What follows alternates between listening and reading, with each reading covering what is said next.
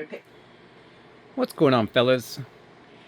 I'm back in the garage, so, back out here. I'm going to make another video. So, this one is an old story about these carburetors that these engine manufacturers give us. Each and every engine manufacturer gives us these carburetors that are OEM'd out from Walbro for chainsaws, weed whackers, and such, all set up for pull cables and not for us. And that's just wacky, that we continue to have to do all these mods to these planes. I know guys that put these ARFs together. ARFs have improved so much in the last 23 years since I started. They were basically junk. Well, the Hangar 9 ones were always pretty good. Um, the rest were pretty much junk. And then they just all got better and better, through the years. The U.S. manufacturers got real good at getting the Chinese manufacturers to do what the U.S. manufacturers wanted, and now these planes are extraordinary, and guys are putting them together in 2 to 4 hours. Well, it takes me 2 to 4 hours to fix these carbs so that they're not set up for a chainsaw. That's just subpar, man. That's got to be fixed. Everybody's got to do that. It wouldn't be hard at all. The big thing is the carb butterfly arm, the butterfly for the fuel, not the butterfly for the choke.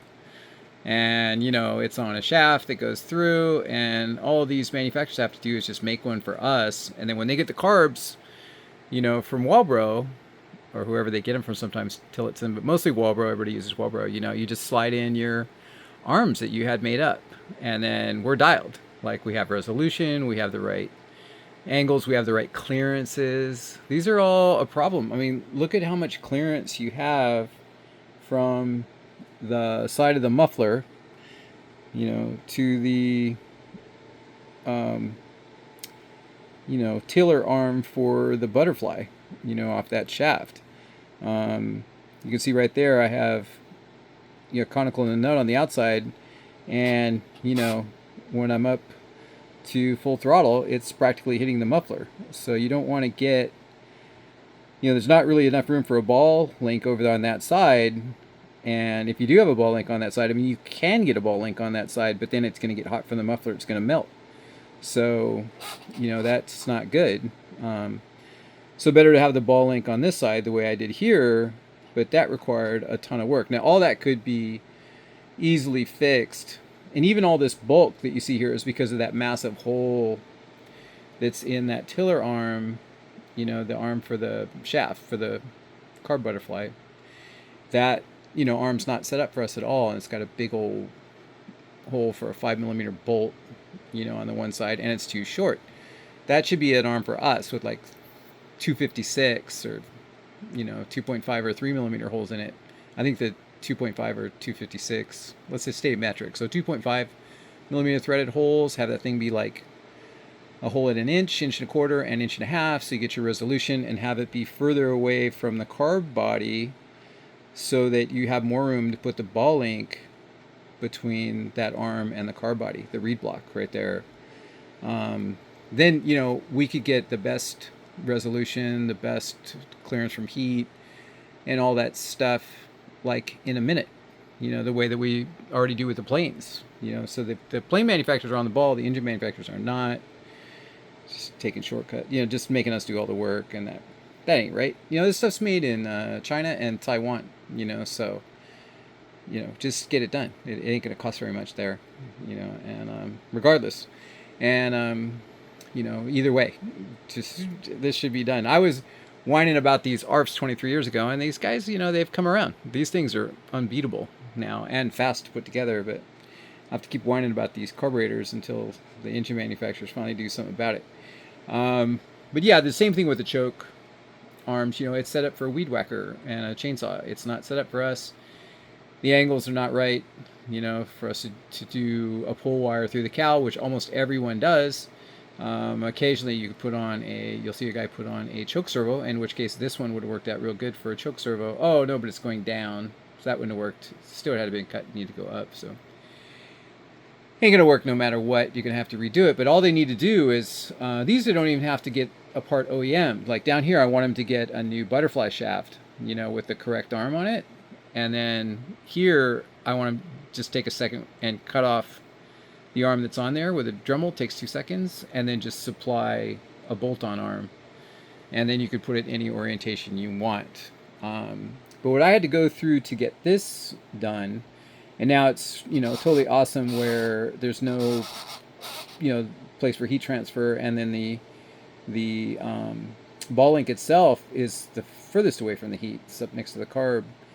So this is an ideal situation, but it is so much trouble. You got that massive hole for a 5mm bolt, and then so, you know, you can't use a 5mm bolt on there without it getting even bulkier. So in order to solve that problem, you know, I went with conicals. You see the conical on the right is a normal conical, real thick. It has a nut sucking it down right there that you can see. That's on the right outside. And then on the inside where the ball link is, there's a conical as well, because that hole's so big, and I got a 3mm bolt going through. Well, you can see that conical is not near as thick as the one on the right. So I had to take and my headlamp is going dead. So that's good. That'll make the conversation shorter, the video shorter. I had to take and sand that down, so like my finger's totally raw from sanding that thing down. I put it on my finger and rubbed it on a sanding block forever until it thinned it out, because I had to get this clearance over here from the reed block. And then I sanded the reed block down a little bit too on its hump for the bolt to go through, and I got the clearance I needed. But that was, you know, a royal pain to do all that, and that should be done. That's subpar. So then, you know, I really like the way I set these up. I use a 3mm all thread, so it has a little give versus a titanium push rod, because there's so much vibration off the engine. I love these spot-on RC mounts that turn the servo 90, so your linkage is straight in line and doesn't have any geometry problems. And then if you're going to use the stock holes the way I did here, which makes that arm very short, you're going to need a very short servo arm, only 1/2 inch, that servo arm, where the hole is drilled. So then you're going to have clearances over here. It's going to be easier to get with the servo turn 90 like this. So I like the spot-on RC for that. And then this is a spot-on RC on the choke as well.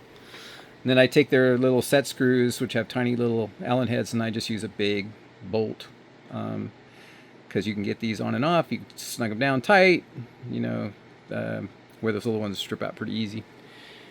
And then I love the way I do this too this year. I got sticky Velcro on the fuel tubing, the Tygon, the Dubro extra large, and then I got sticky on the motor box and sticky on the clamp.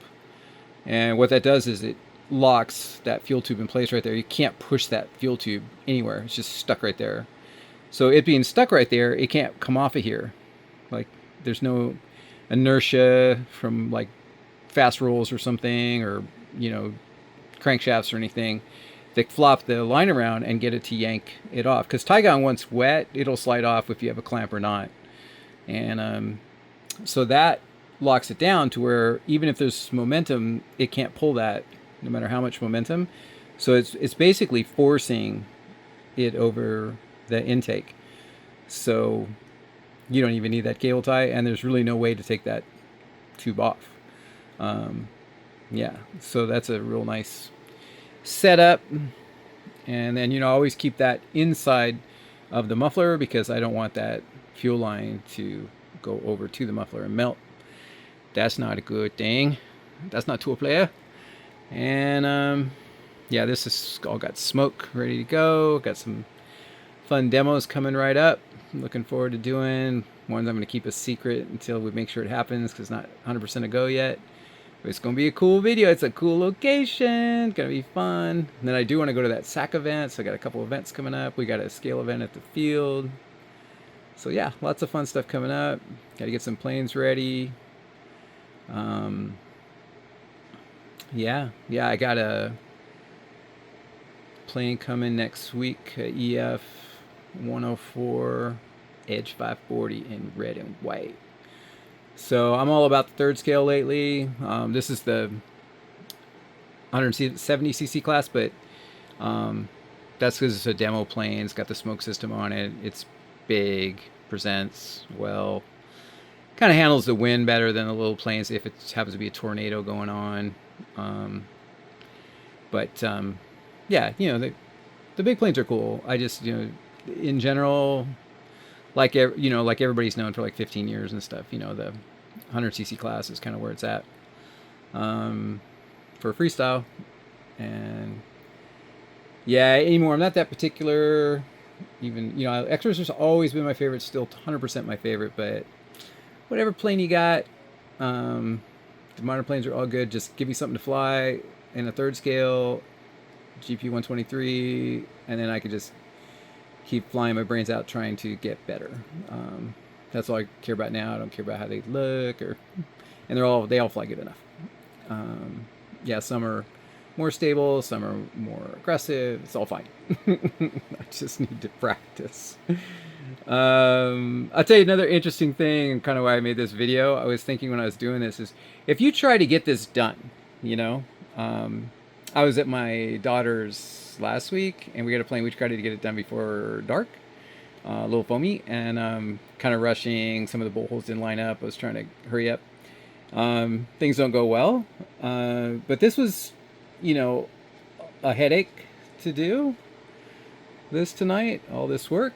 And all this had to change because the motor was on here, everything was on the other side. You can see the holes over there, so I had to start all over.